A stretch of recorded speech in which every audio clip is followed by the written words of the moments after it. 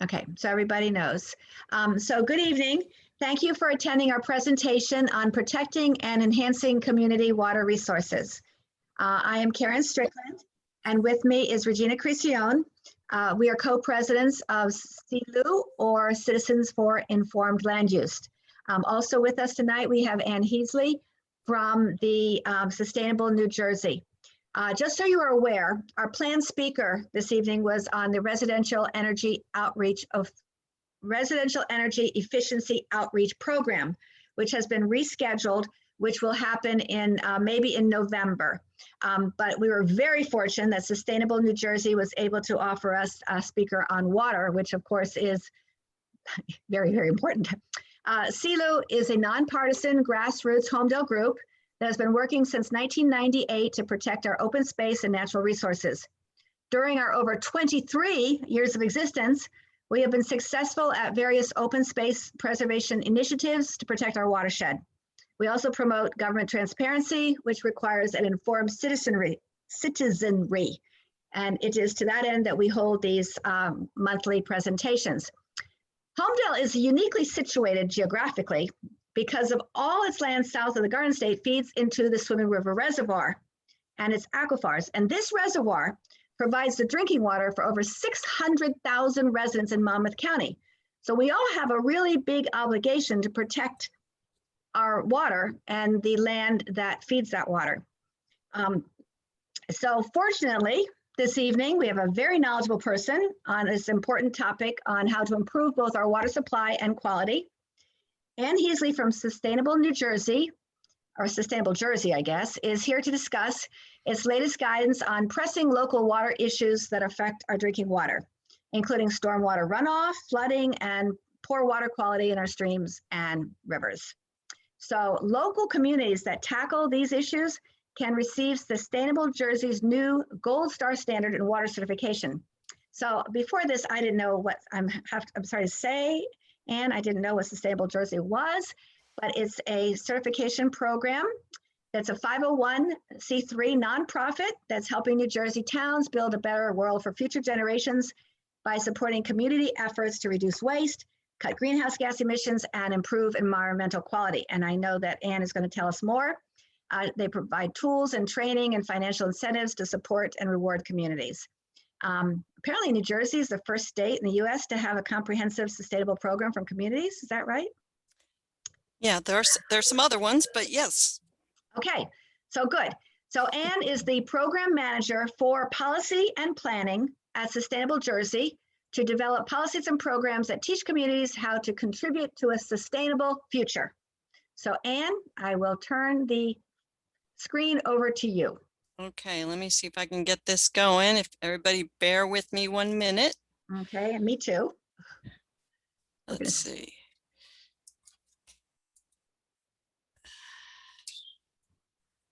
Okay, so I hope you're seeing my slide. We are. We are seeing your slide. And nothing but my slide. Yes, well, I see you. We all see you. Okay, great. Okay, so me and my slide. Okay, great. Yes. And let me just move the image there. Oh, Ann, no. Your comments are here this time. Oh, all right. Let me just let's see. Stop share. Let me just share the screen. This. There you go. Oh, I'm seeing your comments underneath. No. There, that's it. You did it. Okay, wait a minute. I am not seeing my slides. Oh. Let me see. Let me stop this. This didn't work either. Hold on. Okay. I told you it would take a minute. That's okay. And we'll cut this off the video. All right, let's see. No, you were better before. Now. There. Okay, now you're just seeing the. Just you. Just me and my. Your slide. Yes, just your slide. Great. All right. Thanks, Karen, and thanks, Regina. And thanks, Citizens for Informed Land Use. I love that name. Because I'm a land use planner, I love that. And I really appreciate the opportunity to step in and present today about water and water resources and what communities can do to protect them. In May, Sustainable Jersey posted our new Gold Star standard in water, and I'm excited to report that there's actually some municipalities that have already applied for certification in this new program. So I'm going to spend a little bit of time tonight talking to you about that. But first, I'm hoping that a lot of you know about Sustainable Jersey. But if you don't, I'll just help set the stage for the presentation, explain a little more about Sustainable Jersey and who we are, and focus mostly on the municipal certification program. Karen started a description of who we are, and I'll just sort of fill that out a little bit. So we are a nonprofit organization, and we're administered by the Sustainability Institute, which is located at the College of New Jersey. And as Karen mentioned, we have tools, training, and financial incentives to help communities as they pursue sustainability. And the program culminates in a certification award to municipalities. We also have a schools program. And when those municipalities or schools document that they have met our rigorous standards for the different actions, they get different levels of certifications. We also offer grants to participating municipalities to help them fund activities to support their work. So keep that in mind when you're listening to me talk about the actions and through the presentation today, if you want to think about how your community might want to undertake one of these actions. And since our program started in 2009, 81% of New Jersey's municipalities are participating in the program, and that covers more than 89% of New Jersey. So in the presentation today, I'm going to talk about the water actions that we have, as I mentioned, in our municipal certification program. We have some in our schools program, but the focus of today is really on our municipal program. So I want to talk this evening about a couple of things. First, I want to explore why are we talking about water? Then I want to talk about some tools that you can use. Then go into, are we asking too much?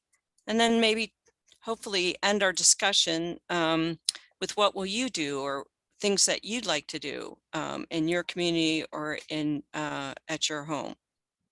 And I'm happy to answer questions. And I think that Karen is going to be collecting them in the chat. So just as we go along, just put them in the chat. And at the end, we'll have a, hopefully, we'll have definitely time to talk about your questions.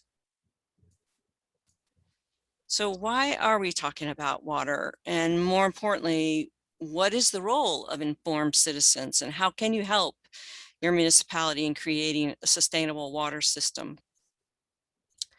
Well, we know that in New Jersey, you're dealing with a range of water issues, from the legacy of lead in water service lines and pipes to what we now see as an annual cycle, the harmful algae blooms that shut down our lakes for swimming and fishing.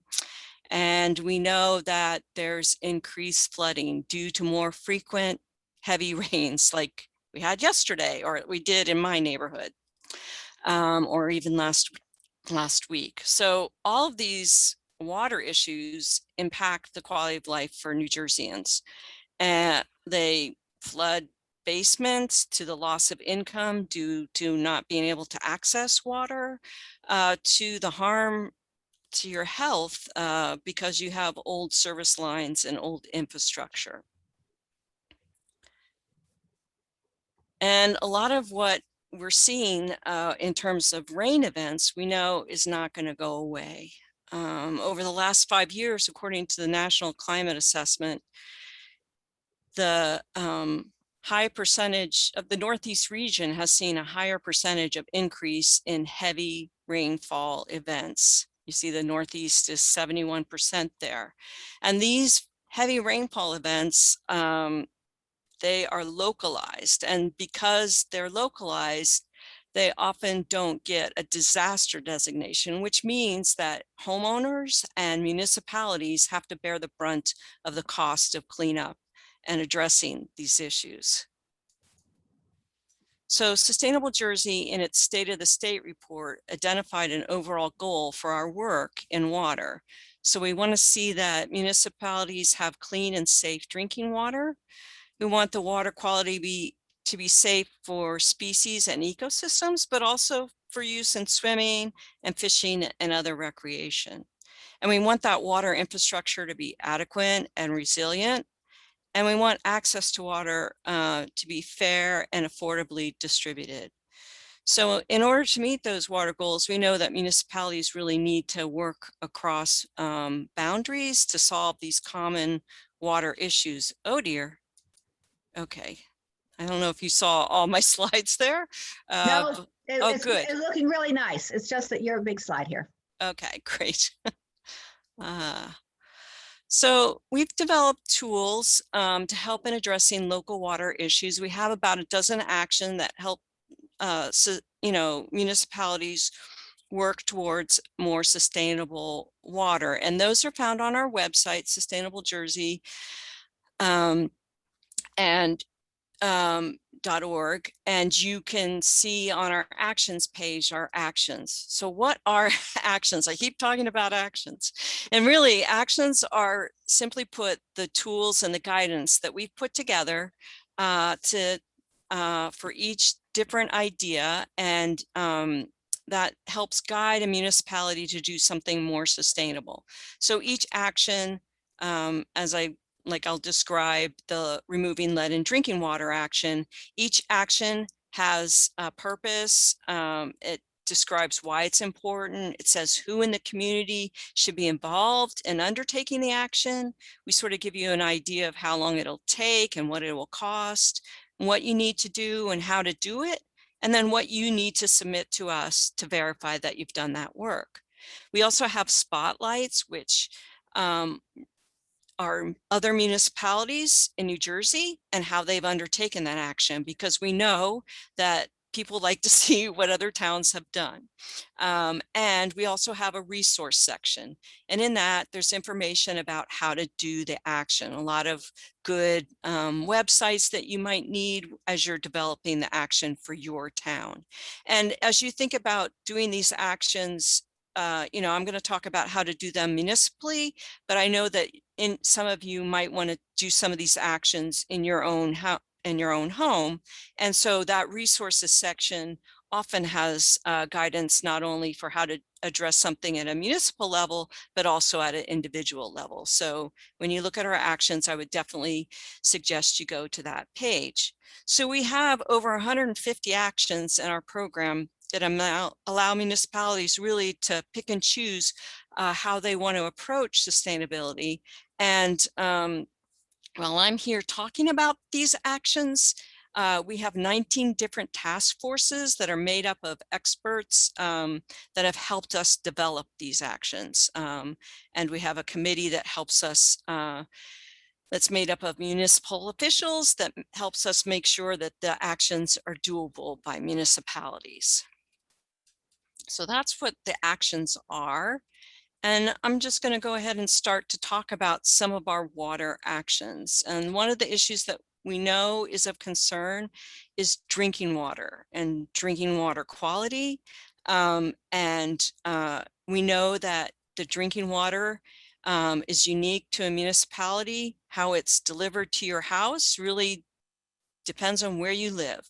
So some neighborhoods in your community might have water that's supplied by a water company or water purveyor. Other parts of your community might rely on private wells. You might have both those systems in your municipality. So we've have 2 actions that we've developed in the last year and posted on our website to help people focus on drinking water and drinking water quality. So those actions are found. We have a land use section, but those actions are not found in our land use section. They're found in our health and wellness section. So when you scroll down to health and wellness, you click the actions, you'll drop down, you can see these two new actions, private well outreach and testing, and removing lead and drinking water action. So if your municipality has a lot of older homes, say before 1986, and they're relying on a public water system, you might really want to focus in on removing lead in drinking water action. If your municipality has private wells, then you might want to look at the private well testing action. And as I mentioned, it's really dependent on your community. Some communities will have both these sources of water for their residents, and so they might want to undertake both actions.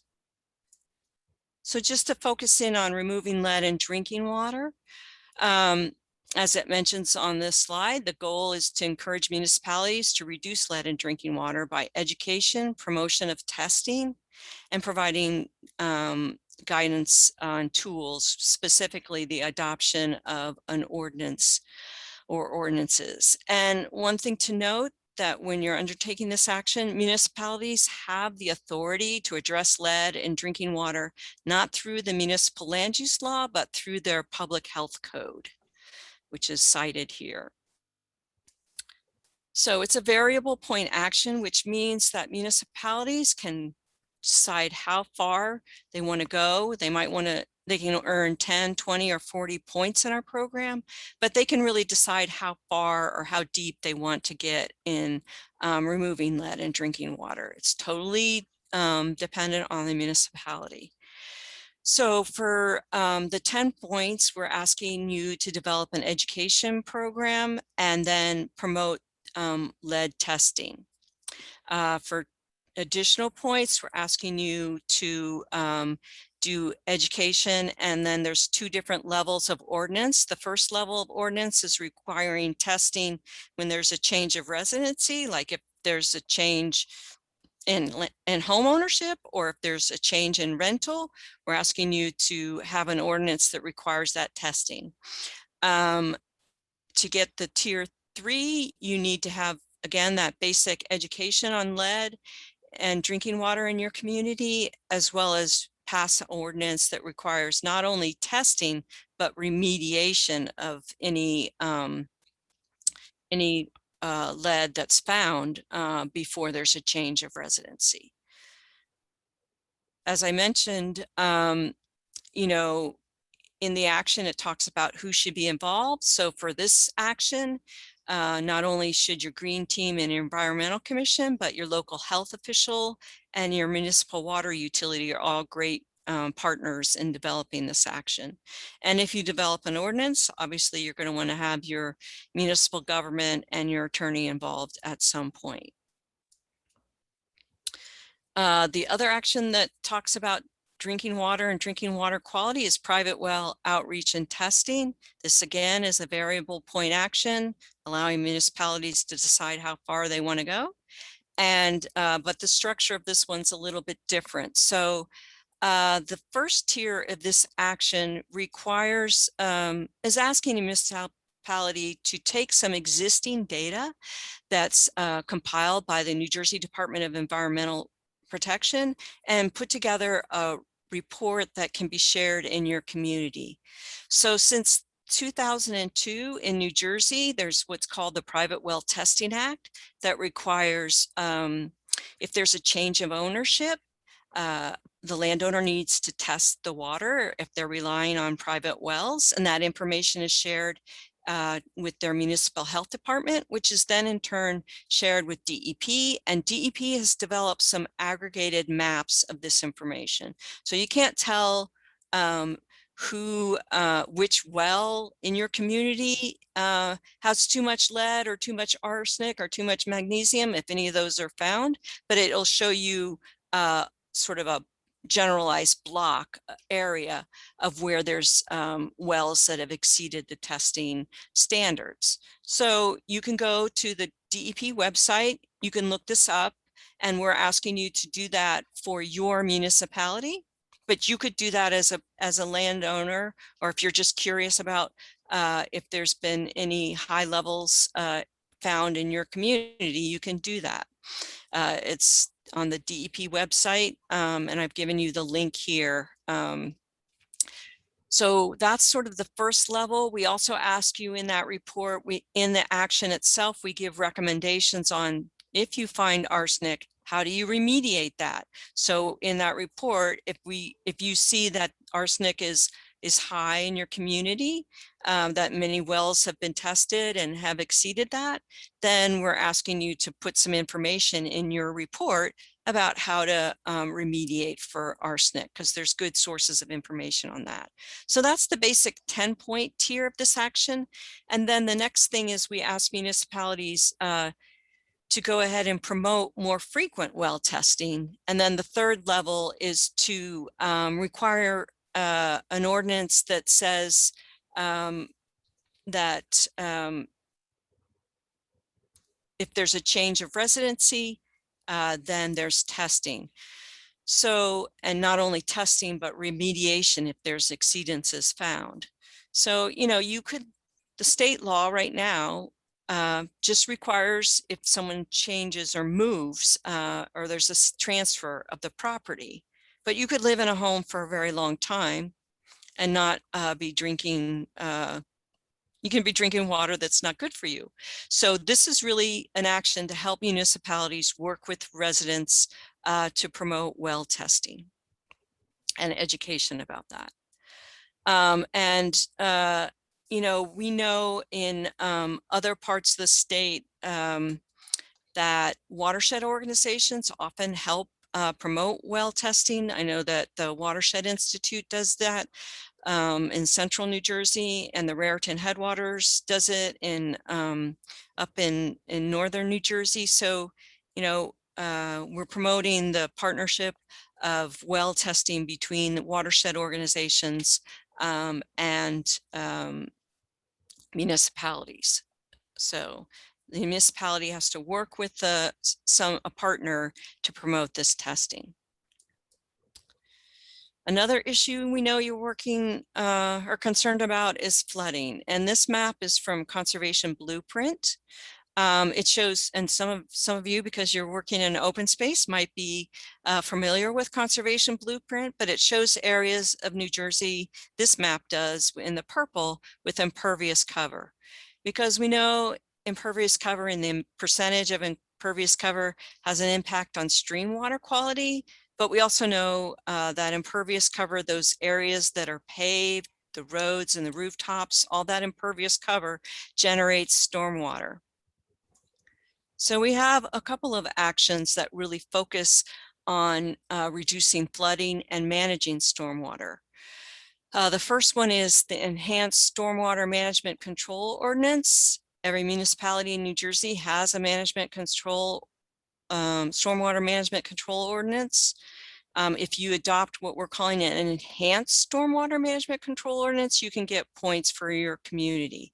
So this action is really focused on going beyond what New Jersey DEP requires. Many of you know that in March of 2020, New Jersey Department of Environmental Protection changed the stormwater management rules and required municipalities to adopt a new stormwater management control ordinance. And they developed a model ordinance.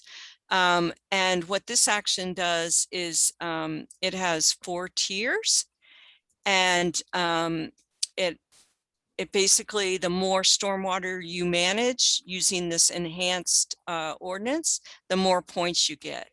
So we have 2 resources, 2 enhanced model ordinances that give you very specific language to how to enhance it based on the things that you would like to address. Like if your community has a lot of existing development and you're really concerned about redevelopment, then there's tools for how you should change the ordinance.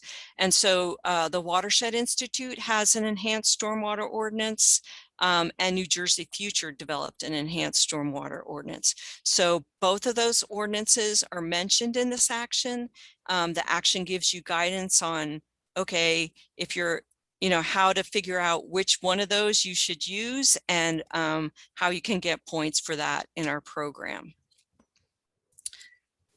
There's two other actions that we have that focus on stormwater and managing stormwater. So, the stormwater management control ordinance that I just talked about really is talking about how your municipality can manage new stormwater that comes from new development. But the green infrastructure planning, and then I'll talk in a minute about the green infrastructure implementation action, both of those actions are for municipalities that want to be proactive and start to address the existing stormwater that's already in their community. So this action, the planning action, starts with an impervious cover assessment. The Rutgers, let's see, the water resources program has done a lot of this work for many municipalities, taken that purple map or a similar map and looked at the impervious cover, where it is in your community, which watershed, which drainages. And so that's like just a development of a plan and an understanding of where stormwater is being generated based on impervious cover in your community. And then you can get additional points if you set some short-term goal, which is called an action plan, and then a longer-term goal plan, which is your strategic plan. So we have a lot of guidance and we have a lot of support for this action through the Rutgers Cooperative Extension Water Resources Program. So a lot of municipalities have done this. And then they've also done the next action, which is the green infrastructure implementation. This action is kind of like what you would think, it's points for implementing it. So if your municipality goes ahead and does 2 demonstration projects to reduce impervious cover through the use of rain barrels or green roofs or green rain gardens, all of these green infrastructure tools, if you implement 2 of those, you can get 10 points. If you do enough of those projects that help you meet your short-term action plan, you get an additional 10 points, and you can get an additional 20 points if you work on your long-range strategic plan and do enough projects to really meet a threshold there.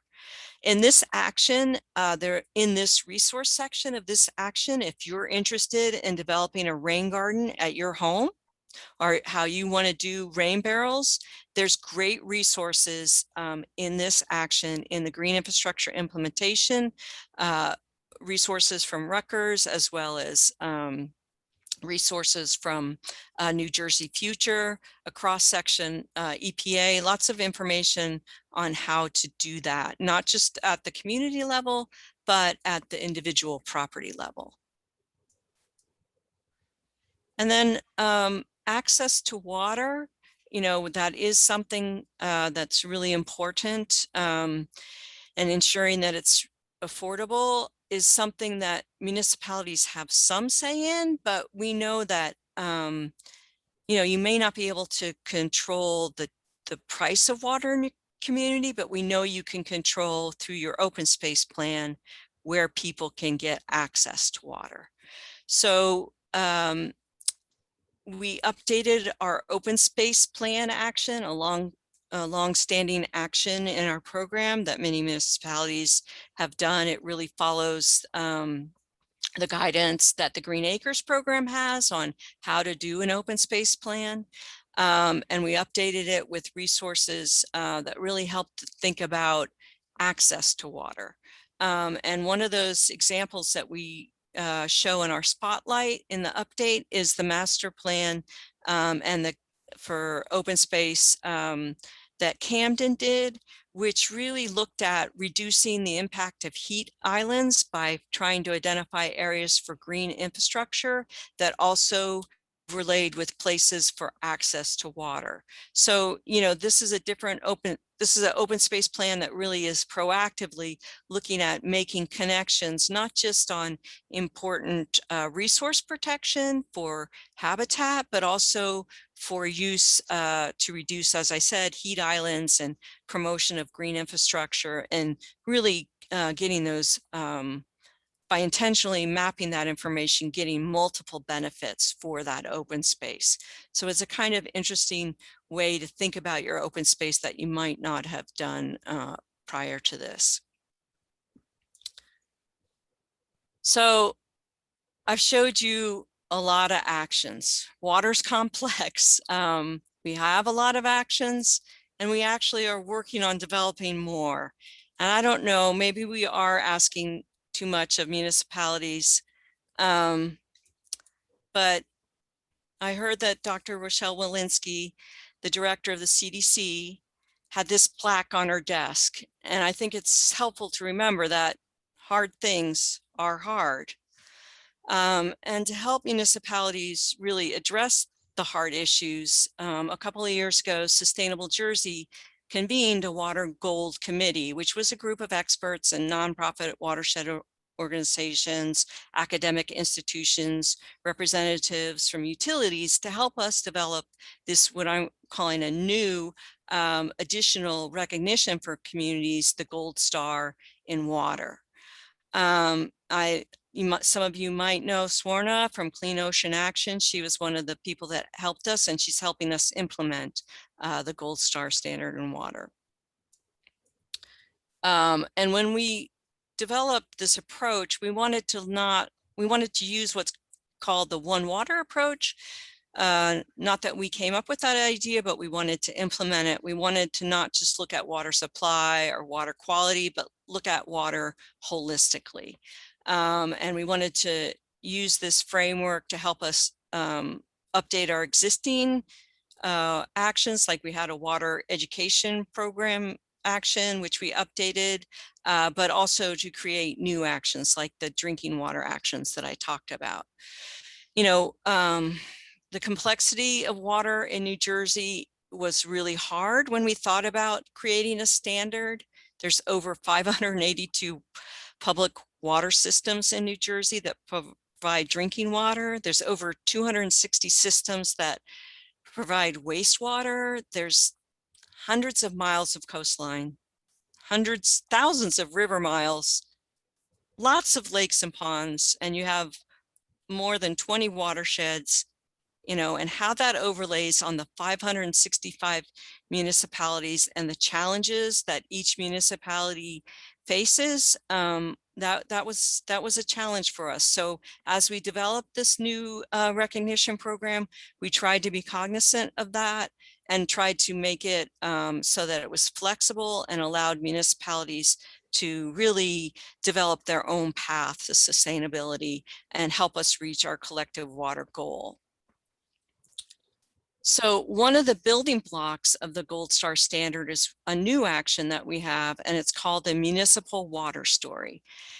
And in this action, it's really to help municipalities define and prioritize local water challenges. And so the municipality will undertake a data collection process where they'll create a narrative about water that describes water in all its forms, from drinking water to wastewater to stormwater, to the role that water plays in defining and shaping the local environment and the local economy, how the water is used, how it moves into and out and through the community. And this municipal water story will then be shared through public engagement with a wide segment of the community, with the hopes of getting firsthand information on localized flooding or local areas of issues like where there's lakes where there's HABs or other harmful algae blooms or other localized information. And together, that information will be synthesized, and through this public engagement, we hope that you get a prioritized list of issues that are key to improving water in your community. And so this municipal water story action is available to all municipalities, but if you're trying to pursue the Gold Star, it's a required action. And we were fortunate to have a volunteer, Donna Liu, who took an early version, or early draft of the municipal water story action, and she pulled together a water story for Princeton. And then on World Water Day in March, the Watershed Institute posted this video. It's a short video that Donna put together where she offers to help other municipalities create their water stories. And if you want to see the full YouTube video that Donna put together of the Princeton water story, the URL is on there. It's also can be accessed on the Sustainable Princeton website. It's a great video. It is 40 minutes, but it's a good, engaging 40 minutes. I highly recommend it. And so Donna and Princeton are now working to engage the community to enhance their water story. And as we were developing the action, we came across this great project in Deptford in South Jersey, where they gave residents a ball jar and asked them to go out and identify some water source, and then put together a little story about its meaning for them. And they posted these, this was pre-COVID, they put those stories and those water samples in their municipal library, and got a lot of great feedback about water memories, and in the importance of water in their community. So we hope this is the kind of public engagement that will come out of the water story action, and engage people at all levels, because we all use and need water to survive.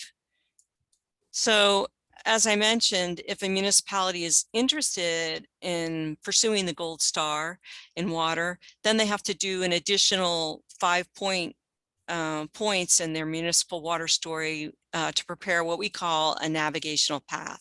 And that's where they take those priority issues, which is sort of the left side of this, and then look to find actions in our program to address those issues. So they're just, a navigational path is sort of say, okay, here's the issues and here's what we plan to do in the next couple of years to address that issue. So the Gold Star standard in water, or water gold as we call it, we tried to be flexible and understanding that water and its distribution is unique to each municipality. And there are 4 prerequisite actions that municipalities that are interested in pursuing water gold need to undertake. They need to have done environmental resource inventory, because we know there's a lot of great information on water in an environmental resource inventory, and a lot of support for that work through ANJAC.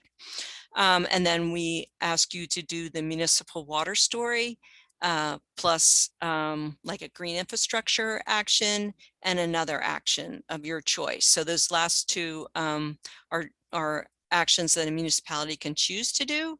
And then we ask you to do that navigational path where you say, okay, these are the issues and this is what we're going to do going forward. And then you submit it like you would do any certification in our regular certification cycle, and we give you feedback.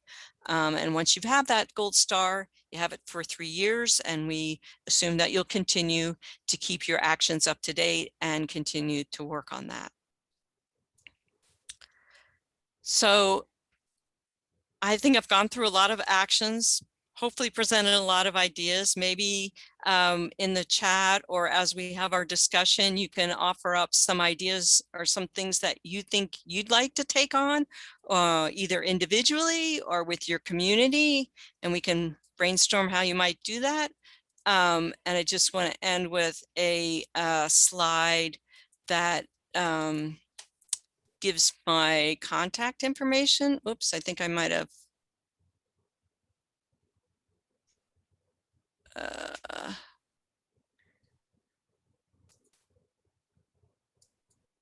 gone out of